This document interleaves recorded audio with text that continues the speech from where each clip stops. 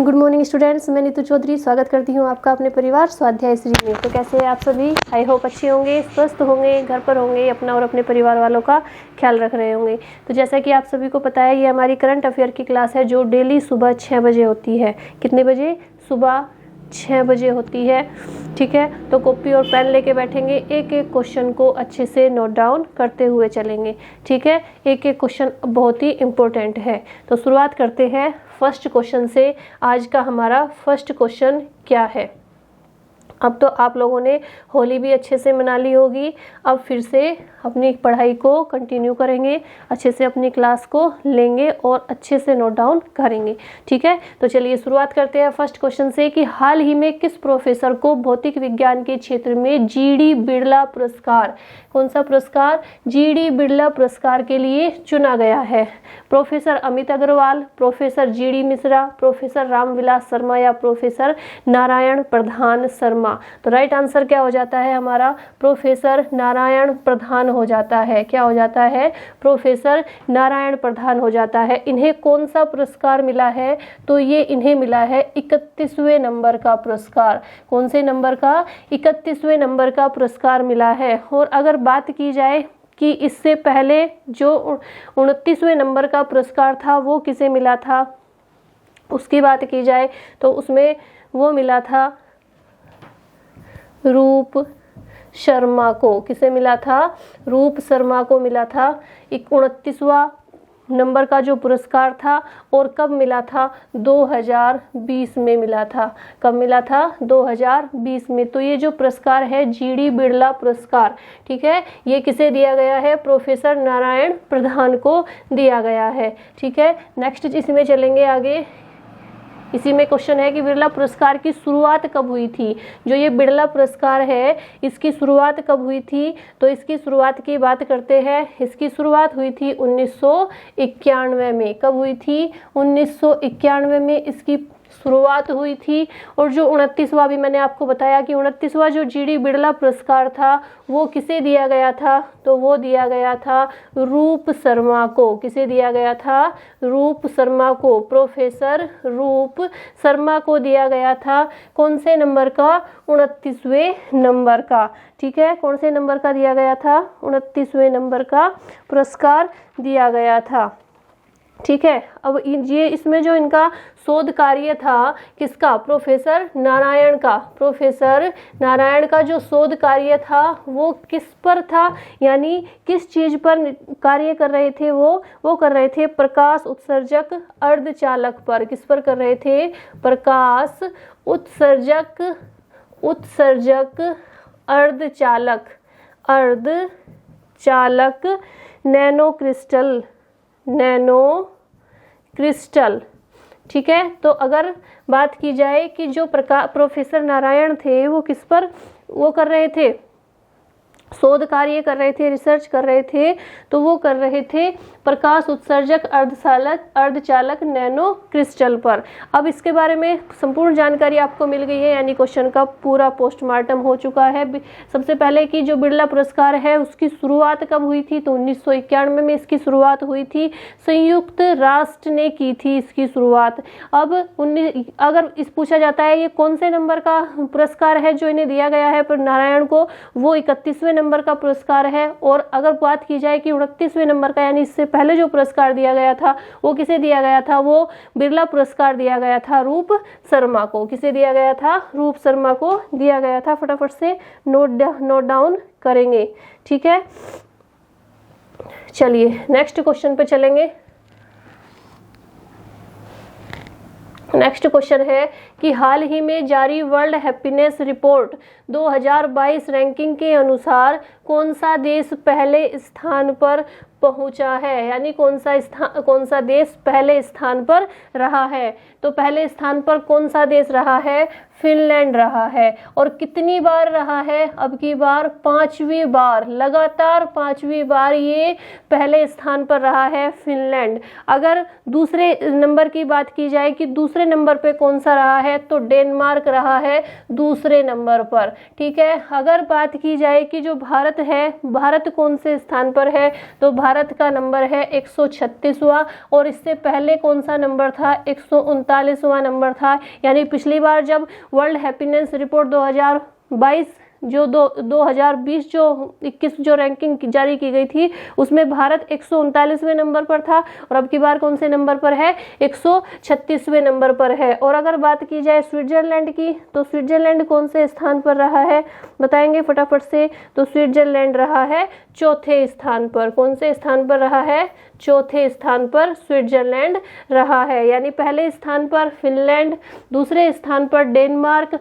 और बात करते हैं तीसरे स्थान की। अगर तीसरे नंबर की बात करें तो तीसरे नंबर पर क्या हो जाता है, आइसलैंड हो जाता है। आइसलैंड को कौन सा स्थान मिला, तीसरा स्थान। हैप्पीनेस रिपोर्ट क्या होती है, हैप्पीनेस रिपोर्ट यानी देश में लोग कितने खुश है, कितने % लोग खुश है, देश में खुशहाली के मामले में कौन सा देश कौन से नंबर पर है। ठीक है, चलिए नेक्स्ट चलेंगे इसी में कि भारत को वर्ल्ड हैप्पीनेस रिपोर्ट 2022 रैंकिंग के अनुसार कौन सा स्थान प्राप्त हुआ।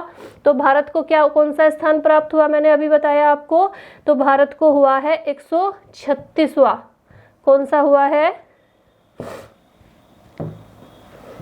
136वां स्थान प्राप्त हुआ है। और इससे पहले कौन सा स्थान प्राप्त हुआ था, तो 139वां यानी 139वां स्थान प्राप्त हुआ था। सर में दर्द है, जुकाम है बहुत ज़्यादा, और तबीयत भी खराब है। ठीक है, लेकिन आपकी क्लास लेनी ज़रूरी है, इसलिए गले में दर्द है ना, तो ज़्यादा ज़ोर से नहीं बोला जा रहा। ठीक है, चलिए नेक्स्ट है इसी में कि वर्ल्ड हैप्पीनेस रिपोर्ट 2022 रैंकिंग में प्रथम एवं द्वितीय स्थान पर कौन सा है। तो मैंने आपको बताया प्रथम तो आ ही गया फिनलैंड। कौन सा है प्रथम में, फिनलैंड है। और दूसरे स्थान पर कौन सा है, डेनमार्क। दूसरे स्थान पर है डेनमार्क, तीसरे स्थान पर आइसलैंड, और चौथे स्थान पर स्विट्जरलैंड। ठीक है, और भारत का नंबर कौन सा है, 136वां। चलिए फटाफट से स्क्रीनशॉट लेंगे या नोट डाउन करेंगे। ठीक है, चलिए नेक्स्ट क्वेश्चन पे चलेंगे। इसी में 2022 में वर्ल्ड हैप्पीनेस रिपोर्ट की थीम क्या है। यानी अब की बार जो ये रिपोर्ट जारी हुई है, रैंकिंग हैप्पीनेस रिपोर्ट जो जारी हुई है, इस बार इसकी थीम क्या है 2022 में। तो वो थीम क्या है सॉरी एक मिनट, चलिए क्या है अब की बार, happiness for all forever. तो अब की बार जो थीम थी 2022 की, जो हैप्पीनेस रिपोर्ट की थीम है, वो क्या है, happiness for all for ever. इसका अर्थ क्या हुआ, दुनिया भर के लोगों के लिए हमेशा खुशी क्या हो, दुनिया भर में यानी पूरी दुनिया में लोगों के लिए हमेशा खुशी। इसका मतलब क्या है, दुनिया में लोगों के लिए हमेशा खुशी बनी रहे। ये थीम क्या है, किस वर्ष की है, 2022 की है। ठीक है, नेक्स्ट क्वेश्चन है इसी में कि 20 मार्च को कौन सा दिवस मनाया जाता है। और ये जो वर्ल्ड हैप्पीनेस डे है, अगर बात की जाए आपसे, तो ये 20 मार्च को मनाया जाता है, यानी विश्व खुशहाली दिवस, वर्ल्ड हैप्पीनेस डे। हिंदी में क्या बोलेंगे इसे, विश्व खुशहाली दिवस। ठीक है, और अगर बात की जाए कि 20 मार्च को और कौन सा दिवस मनाया जाता है, तो 20 मार्च को एक और दिवस मनाया जाता है, उसे बोलते हैं विश्व गौरैया दिवस। क्या बोलते हैं, विश्व गौरैया दिवस भी 20 मार्च को ही मनाया जाता है। तो इसके बारे में आपको पूरी जानकारी मिल गई है। अगर इससे कोई क्वेश्चन आएगा तो इससे बाहर नहीं जाएगा। चलिए फटाफट से स्क्रीनशॉट लेंगे, नेक्स्ट क्वेश्चन पे चलेंगे। इसके बाद क्वेश्चन नंबर 3 कि हाल ही में किसने जम्मू कश्मीर के लिए लोकसभा में 2022-23 के लिए क्या किया है, लोकसभा में वित्त वर्ष 2022-23 के लिए 1.42 लाख करोड़ रुपए का बजट पेश किया है। तो किसने किया है बताएंगे फटाफट से। जो जम्मू कश्मीर में किया है 1.42 लाख करोड़ का बजट। निर्मला सीतारमण ने किया है, मनोज सिन्हा ने किया है, पंकज चौधरी ने किया है या रविंदर दत्त ने किया है। तो इसका बताएंगे राइट आंसर क्या हो जाता है। तो राइट आंसर हो जाता है निर्मला सीतारमण। किसने किया है, हमारी वित्त मंत्री है, यानी देश की जो वित्त मंत्री है निर्मला सीतारमण, उन्होंने क्या किया है, जम्मू कश्मीर में 1.42 लाख करोड़ रुपए का बजट पेश किया है। अगर बात की जाए मनोज सिन्हा की, तो मनोज सिन्हा कौन हो जाते हैं, जम्मू कश्मीर के उपराज्यपाल हो जाते हैं। कौन है, उपराज्यपाल जम्मू कश्मीर के मनोज सिन्हा है। अगर बात की जाए पंकज चौधरी की, तो पंकज चौधरी क्या है, ये यूपी के यानी उत्तर प्रदेश के राज्य वित्त मंत्री है। कौन है, राज्य वित्त मंत्री भी होते हैं। जैसे निर्मला सीतारमण हमारे देश की वित्त मंत्री है, उसी तरह अलग अलग स्टेट के वित्त मंत्री है। जैसे उत्तराखंड के अलग हो गए, झारखंड के अलग हो गए, छत्तीसगढ़ के अलग हो गए। तो जो पंकज चौधरी है वो यूपी के राज्य वित्त मंत्री है। चलिए फटाफट से इसे स्क्रीनशॉट लेंगे। नेक्स्ट क्वेश्चन पे चलेंगे। चलिए सर में नेक्स्ट क्वेश्चन है कि हाल ही में IFR एशिया अवार्ड 2021 के लिए Asian bank of the year के अवार्ड से किस बैंक को सम्मानित किया गया है। तो हाल जो IFR एशिया अवार्ड है 2021 के लिए Asian bank of the year के अवार्ड से किस बैंक को सम्मानित किया गया है। RBI को किया गया है, बैंक ऑफ बड़ौदा को किया गया है, एक्सिस बैंक को किया गया है या कोटक महिंद्रा बैंक को किया गया है। तो राइट आंसर क्या हो जाता है, सी, ऑप्शन सी हो जाता है, यानी एक्सिस बैंक को किया गया है। ठीक है, एक्सिस बैंक जो है वो क्या है, भारत का तीसरे नंबर का, कौन से नंबर का, तीसरे नंबर का सबसे बड़ा, तीसरे नंबर का सबसे बड़ा प्राइवेट बैंक है, यानी निजी क्षेत्र का बैंक है, निजी क्षेत्र का बैंक है। ठीक है, अगर बात की जाए कि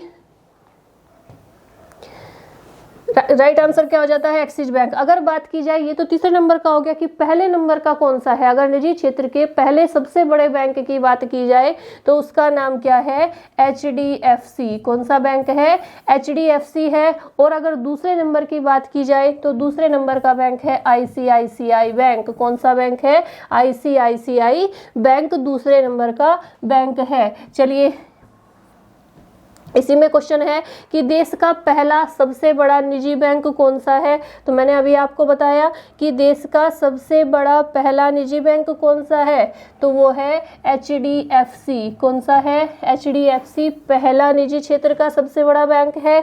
दूसरा कौन सा है, ICICI बैंक दूसरे नंबर का बैंक है। और अगर तीसरे नंबर की बात की जाए तो तीसरे नंबर का हो गया एक्सिस बैंक। ठीक है, तीसरा कौन सा हो गया, एक्सिस बैंक। ये भी लिख देते हैं, फटाफट से नोट डाउन कीजिए। चलिए स्क्रीनशॉट लेंगे या नोट डाउन करेंगे फटाफट से।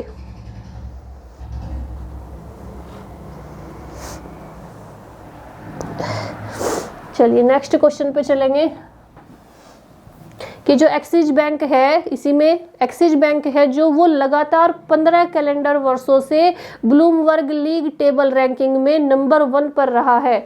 यानी जो एक्सिस बैंक है भारत का तीसरे नंबर का सबसे बड़ा निजी क्षेत्र का जो बैंक है, वो लगातार 15 वर्षों का कैलेंडर, जो बैंक के कैलेंडर है उनका आप सभी को पता है, उसके हिसाब से वो कितने वर्षों तक ब्लू लीग टेबल रैंकिंग में नंबर 1 पर रहा है, 15 वर्षों से। ठीक है, पुराना नाम क्या है इसका, अगर पुराने नाम की बात की जाए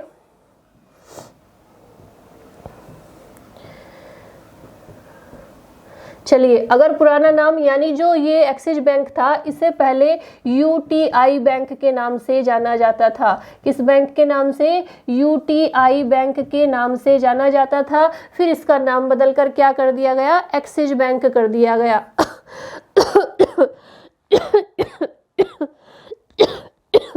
सॉरी। अगर स्थापना की बात की जाए तो इसकी स्थापना कब हुई थी? 1993 में हुई थी। और कहाँ पर हुई थी? अहमदाबाद में हुई थी। कहाँ पर हुई थी? अहमदाबाद में। और तब इसका नाम क्या था? जब 1993 में इसकी स्थापना हुई थी उस समय इसका नाम था यूटीआई बैंक। अब इसका नाम क्या है? Axis bank. अगर इसके अध्यक्ष की बात की जाए तो इसके अध्यक्ष का नाम क्या है? 2019 से इसके जो अध्यक्ष है वो है राकेश मखीजा। कौन है? राकेश मखीजा इसके अध्यक्ष है, अध्यक्ष इसके एक्सिस बैंक के। और अगर मुख्यालय की बात की जाए तो मुख्यालय आप सभी को पता है मुंबई में इसका हेडक्वार्टर यानी मुख्यालय है। तो एक्सिस बैंक के बारे में जितनी भी जानकारी है आप सभी को मिल गई। पहले इसका नाम यूटीआई बैंक था। इसकी जो स्थापना हुई थी 1993 में यूटीआई बैंक के नाम से हुई थी, अहमदाबाद में हुई थी। अध्यक्ष कौन है? राकेश मखीजा है। और इसका जो हेडक्वार्टर है वो मुंबई में है। ठीक है। और लगातार 15 वर्षों तक ब्लूमबर्ग लीग टेबल रैंकिंग में ये नंबर 1 पर रहा है और भारत का तीसरे नंबर का निजी क्षेत्र का सबसे बड़ा बैंक है। ठीक है। पहले नंबर का कौन सा हो जाता है? एचडीएफसी हो जाता है। दूसरे नंबर का हो जाता है आईसीआईसीआई और तीसरा हो जाता है एक्सिस बैंक। चलिए नेक्स्ट क्वेश्चन पे चलेंगे। नेक्स्ट क्वेश्चन है कि वर्ष 2022 की हारून ग्लोबल रिच लिस्ट में पहले स्थान पर कौन सा देश रहा है? बताएंगे फटाफट से। वह जो हाँ क्या है क्वेश्चन? M3M हारून है, ये गलत लिखा हुआ है, इसे सही कर लेंगे। M3M हारून ग्लोबल रिच लिस्ट में पहले स्थान पर कौन रहा है? Bill Gates, Jeff Bezos, mark Zuckerberg या एलोन मस्क? बताएंगे फटाफट से। राइट आंसर क्या हो जाता है? तो राइट आंसर क्या हो जाता है? एलोन मस्क हो जाता है। यानी पहले स्थान पर कौन रहे हैं? एलोन मस्क रहे हैं। अगर आपसे पूछा जाए कि एलोन मस्क किसके संस्थापक है तो आप मुझे बताएंगे फटाफट से किसके संस्थापक है। और दूसरे नंबर पर कौन रहे हैं? दूसरे नंबर पर रहे हैं जेफ बेजोस, जो किसके संस्थापक है? अमेजन के संस्थापक है। किसके संस्थापक है? अमेजन के संस्थापक है जेफ बेजोस, जो दूसरे नंबर पर रहे हैं। ठीक है।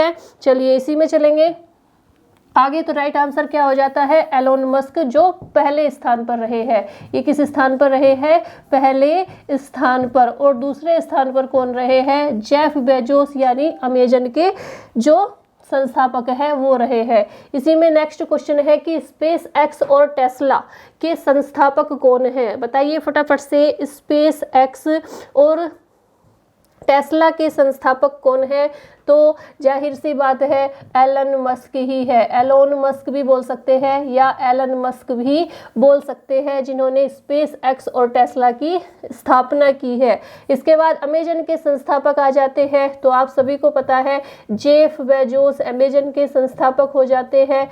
Jeff Bezos. और माइक्रोसॉफ्ट का संस्थापक और सीईओ कौन है? तो माइक्रोसॉफ्ट का जो संस्थापक है वो कौन है? Bill Gates. और अगर सीईओ की बात करें तो सीईओ है सत्या नडेला। कौन है? सत्या नडेला। और फेसबुक के संस्थापक आप सभी को पता है जॉर्ज। तो चलिए एक सेकंड।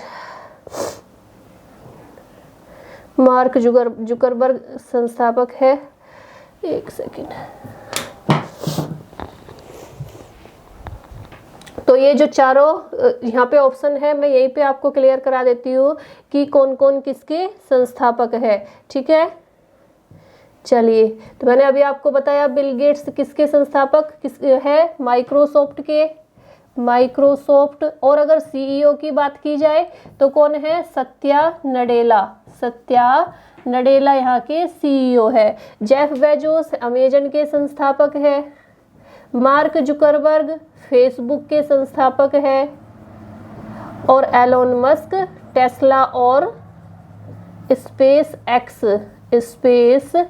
एक्स के संस्थापक है। ठीक है, तो राइट आंसर हमारा क्या हो जाता है, एलोन मस्क हो जाता है, जो पहले स्थान पर रहे हैं कितने बिलियन डॉलर की संपत्ति के साथ, कितने बिलियन डॉलर की संपत्ति के साथ, तो 205 बिलियन डॉलर की संपत्ति के साथ।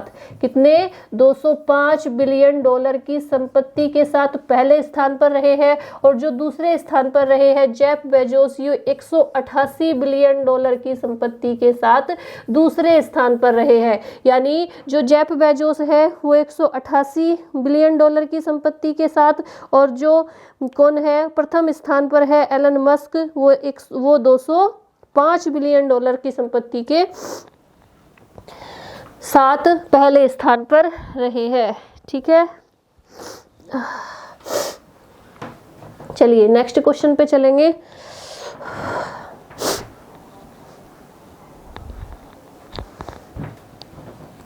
क्वेश्चन नंबर, ये हो गए सारे कंप्लीट माइक्रोसॉफ्ट के, फेसबुक के।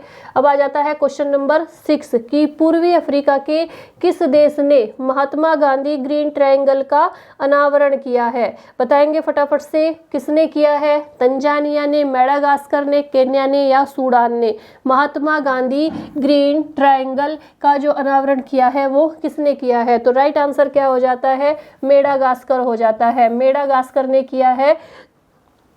मेडागास्कर में जो भारतीय राजदूत है वो कौन है, अभय सिंह।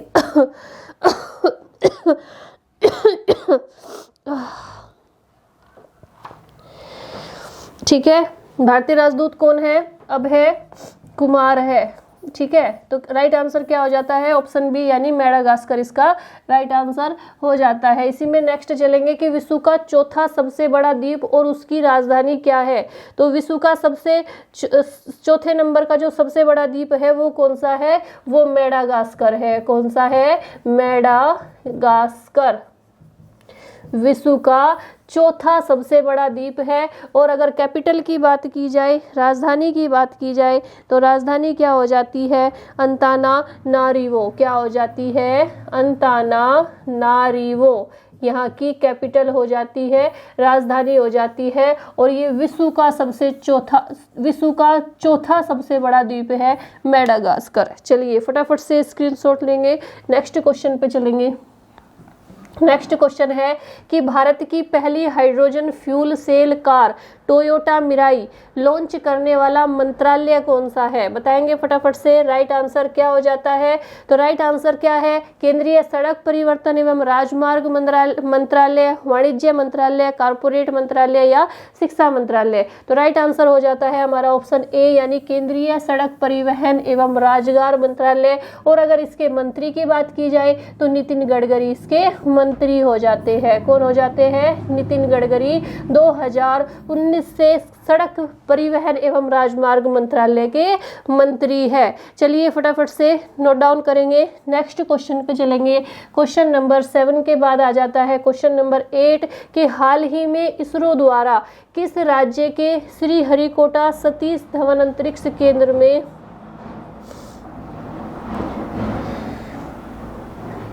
सेट के सॉलिड ईंधन पर आधारित बूस्टर चरण का सफलतापूर्वक परीक्षण किया गया। बताइए कहां पर किया गया, तमिलनाडु में, आंध्र प्रदेश में, उड़ीसा में या अरुणाचल प्रदेश में। तो राइट आंसर क्या हो जाता है, राइट आंसर हो जाता है हमारा आंध्र प्रदेश। अगर आंध्र प्रदेश की बात की जाए तो इसकी जो स्थापना थी वो कब हुई थी, यानी जो गठन था वो कब हुआ था, तो 1956 में हुआ था। कब हुआ था, 1956 में। और सबसे मेन क्या है कि भाषाई आधार पर बनने वाला पहला राज्य आंध्र प्रदेश, भाषाई आधार पर बनने वाला पहला राज्य कौन सा है, आंध्र प्रदेश है। भाषाई आधार पर बनने वाला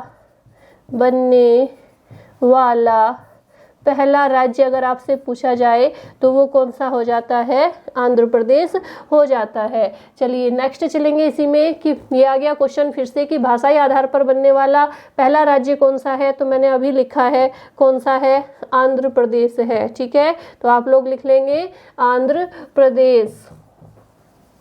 आंध्र प्रदेश। आंध्र प्रदेश की कैपिटल क्या है, राजधानी क्या है, आप लोग मुझे कमेंट बॉक्स में बताइए। फटाफट से कमेंट बॉक्स में इसका आंसर देंगे। नेक्स्ट को अगर इसकी क्या नाम है, आंध्र प्रदेश की और बात की जाए तो अगर आंध्र प्रदेश का जो लोक नृत्य का जब प्रश्न पूछा जाता है वो कई बार आपके एग्जाम में पूछा गया है कि अगर प्रसिद्ध लोक नृत्य की बात की जाए तो प्रसिद्ध लोक नृत्य कौन सा हो जाता है, आंध्र प्रदेश का लोक नृत्य हो जाता है कुचिपुड़ी, कुचिपुड़ी। और अगर बात की जाए यहाँ के राज्यपाल की तो राज्यपाल कौन हो जाते हैं, गवर्नर कौन हो जाते हैं, विश्वभूषण हरिचंद्रन। कौन हो जाते हैं, विश्वभूषण हरिचंद्रन हो जाते हैं। और अगर बात की जाए सीएम की यानी मुख्यमंत्री की तो जगन मोहन रेड्डी यहाँ के मुख्यमंत्री हो जाते हैं, जगन मोहन रेड्डी यहाँ के मुख्यमंत्री हो जाते हैं। कैपिटल आप मुझे बताएंगे। 3 राजधानी थी पहले आंध्र प्रदेश की, अब 2022 से एक ही राजधानी मानी जाएगी, उसका नाम आप लोग मुझे उसमें कमेंट बॉक्स में बताएंगे। अगर पूछा जाए राजभाषा कौन सी है तो वहाँ की राजभाषा हो जाती है तमिल। कौन सी हो जाती है, तमिल यानी तेलुगु हो जाती है। क्या हो जाती है, तेलुगु हो जाती है। ठीक है, इसके बाद अगर पूछा जाए कि राजकीय जो पशु है वो कौन सा है तो राजकीय पशु हो जाता है चिंकारा। चिंकारा आंध्र प्रदेश का राजकीय पशु हो जाता है। और अगर किसकी नृत्य हमने लिख ही लिया। अगर खेल की बात की जाए तो खेल कौन सा हो जाता है, कबड्डी वहाँ का राजकीय खेल हो जाता है। चलिए स्क्रीनशॉट लेंगे फटाफट से या नोट डाउन करेंगे। ठीक है, चलिए नेक्स्ट क्वेश्चन पे चलते हैं। इसके बाद क्वेश्चन नंबर 9 कि भारत के किस शहर में FIDE जो शतरंज ओलंपियाड 2022 का आयोजन किया जाएगा वो कहाँ पर किया जाएगा, बताइए फटाफट से कहाँ पर किया जाएगा। ऑप्शन ए है हमारा महाराष्ट्र में, दिल्ली में, चेन्नई में या केरल में। बताइए फटाफट से राइट आंसर क्या है। तो ये किया जाएगा चेन्नई में। और कब से कब तक किया जाएगा, अगर पूछा जाए कि कब से कब तक किया जाएगा तो ये किया जाएगा 26 जुलाई 2022 से। कब से, 26 जुलाई 2022 से 8 अगस्त 2022 तक। एक सेकंड, 8 अगस्त 2022 तक किया जाएगा। ठीक है, अगर पूछा जाए कि कौन से नंबर का संस्करण है तो ये 44वां संस्करण है। कौन सा है, 44वां संस्करण है जो कहाँ पर होगा, चेन्नई में होगा, भारत के चेन्नई में होगा। ठीक है, और एक चीज और कि जो ये जो है FIDE, अगर इसकी फुल फॉर्म की बात की जाए, FIDE की फुल फॉर्म की बात की जाए तो इंटरनेशनल चेस फेडरेशन। क्या है, इंटरनेशनल ये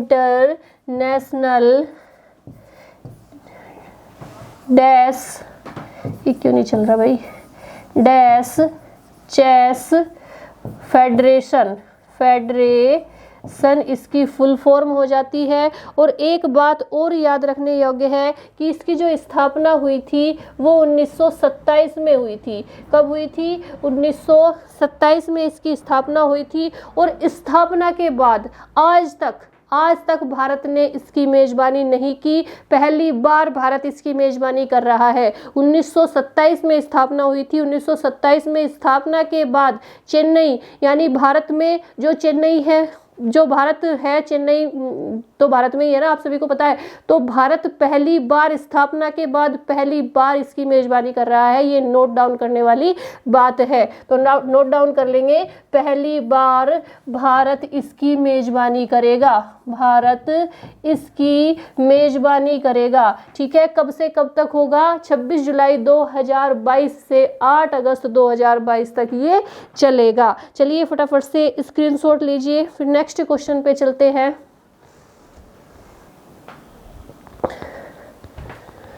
नेक्स्ट क्वेश्चन है क्वेश्चन नंबर 10 की हाल ही में अधीनस्थ ऋण के लिए ऋण गारंटी योजना को कब तक के लिए बढ़ा दिया गया है। तो कब तक के लिए बढ़ा दिया गया है? ऑप्शन ए है हमारा 31/3/2022 तक, 30/6/2022 तक, या 24/4/2022 तक, या 15/3/2022 तक। तो बताइए फटाफट से राइट आंसर क्या हो जाता है। तो राइट आंसर हो जाता है हमारा ऑप्शन सी, यानी 31 मार्च 2022 तक इसे बढ़ा दिया गया है। चलिए फटाफट से स्क्रीनशॉट लेंगे इसका, ठीक है। तो आज के लिए इतना ही रखेंगे। हमारे 10 क्वेश्चन कंप्लीट हो गए हैं, जिन्हें पूरी डिटेल में बताने की आपको कोशिश की गई है कि इससे बाहर आपसे कुछ भी नहीं पूछा जाएगा, ठीक है। अगर आपको क्लास अच्छी लगती है तो वीडियो को जरूर शेयर कीजिए। आज के लिए इतना ही रखेंगे। धन्यवाद। जय हिंद, जय भारत।